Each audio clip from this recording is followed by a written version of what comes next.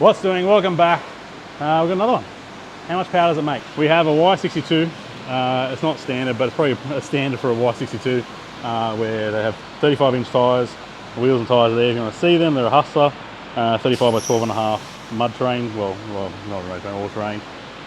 But we have a snorkel, stock airbox, and exhaust. That's pretty much about it. But they are complaining about heavy fuel consumption. If you own a V8 Petrol Patrol, you're going to be aware that it's going to be using a bit more fuel. But these are quite heavy, and from factory they're quite rich. So I've done a pre-run already. We can fix these up pretty well. We pull some fuel out, we add a bit of timing, we make a bit of power. There's not big gains. You're not going to see 30-40% gains here, or 70-80% gains like you see in Land Cruise and things like that.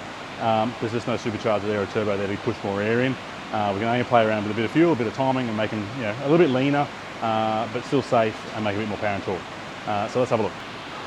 We are quite warm in here today. It's a hot day, but that's what we're making. Now, just so I can show you what's going on here, so this dotted line's our AFR. So you can see here we're getting down quite low.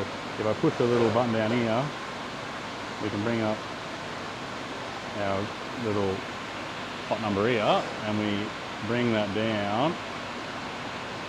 If I can control it with one finger. We're looking at 11 to 1. So it's quite a lot. And if we bring this up in the RPM so you can see what's going on, and I'll go OBD RPM, not tacho, so you can see exactly what's going on. And we'll click on order so you can see. You can see there the rev range that it's sort of playing up, like dipping in. That's from 3.5 grand on, it's going 11.5 to 1. Prior to that, where are we? Prior to that, we're sitting on that sort of 13 to 1. So go there, so I can show you. So it's sitting at 13 to 1. Maybe a bit richer there. You go into about that sort of 12.7, which is great. That's fine. But then when it dips into here, we start chugging through some fuel, and that's where you're up at when you're up through the gear chain, up through the rev range from 3 grand on. You're sucking the fuel down. Now, this is in 4th gear because 5th gear, which is actually 1 to 1, so 4th gear is about 1.4 to 1 off memory. 5th gear is 1 to 1, but we can't get the full RPM. So I'll show you a 5th gear now, which is the actual 1 to 1.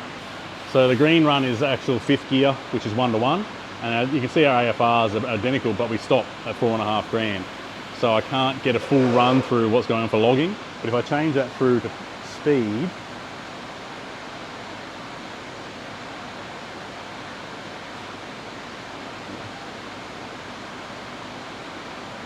all that out of the way. So now you can see where I've gone through in speed. 5th gear actually changes where we can get, we're getting a lot of speed, but we're not getting the RPM. Whereas in 4th gear, I'm getting not as much speed, but all the RPM. So that's the difference. So if you want actual figures of what it is, 1 to 1, that's what we're getting. But I have to run it in 4th gear so I can get an actual reading, not more so.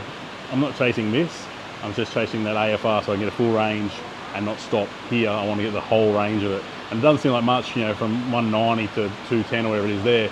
But if you go through to RPM, it's quite a lot.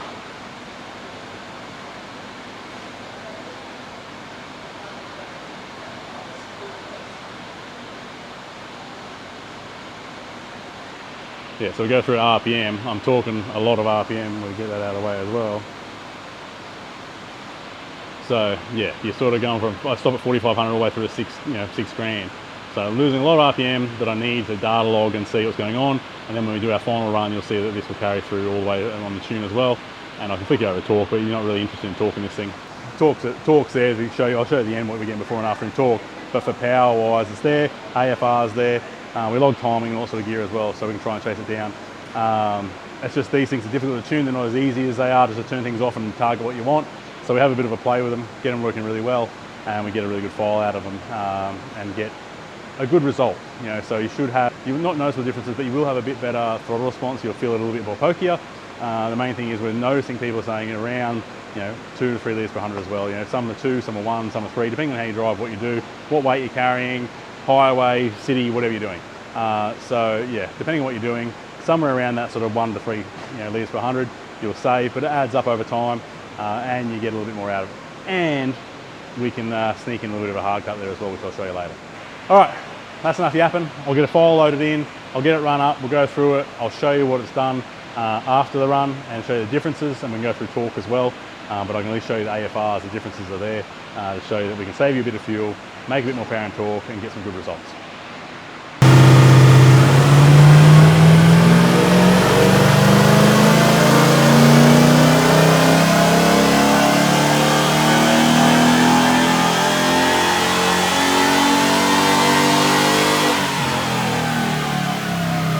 Hopefully there's not too much surrounding noise here because we've got fans and everything. It's hot as balls here today. But we've got young Jetasaurus. He's going to give me some mini bangs. Go for it, sir.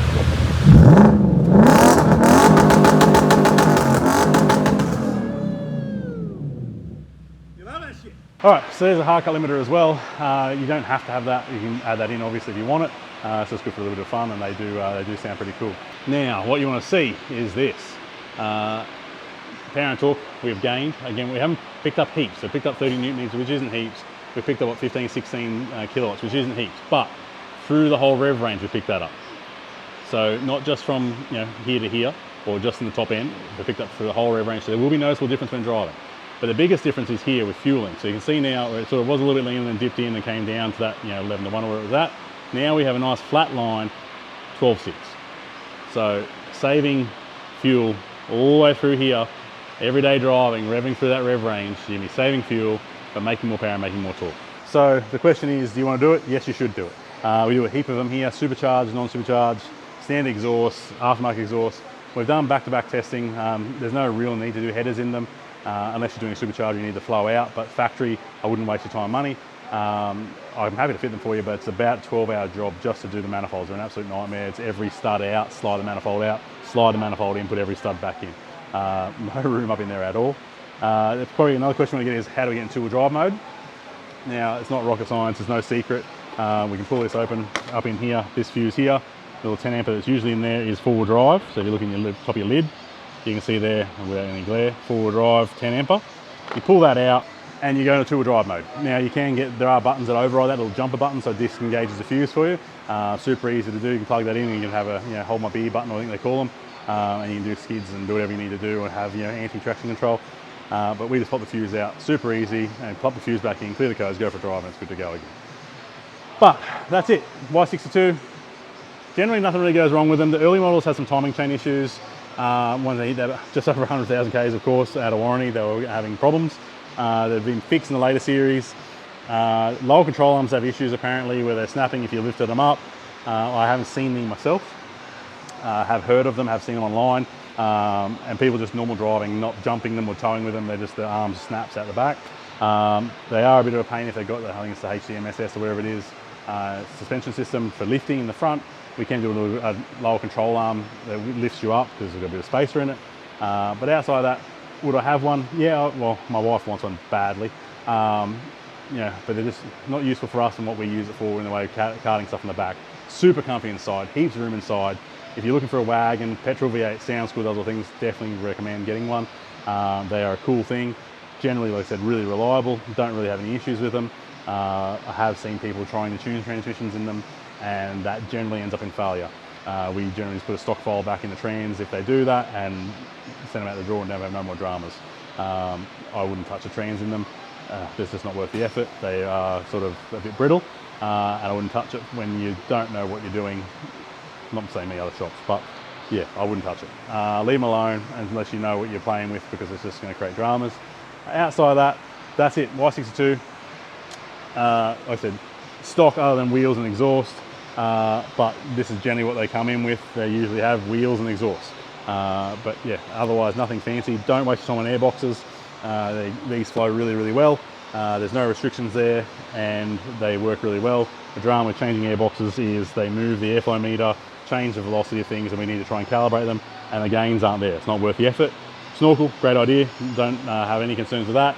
And yeah, good car. So yeah, that's it. Like I said, quick run over. Don't worry about extractors unless you're on a supercharger.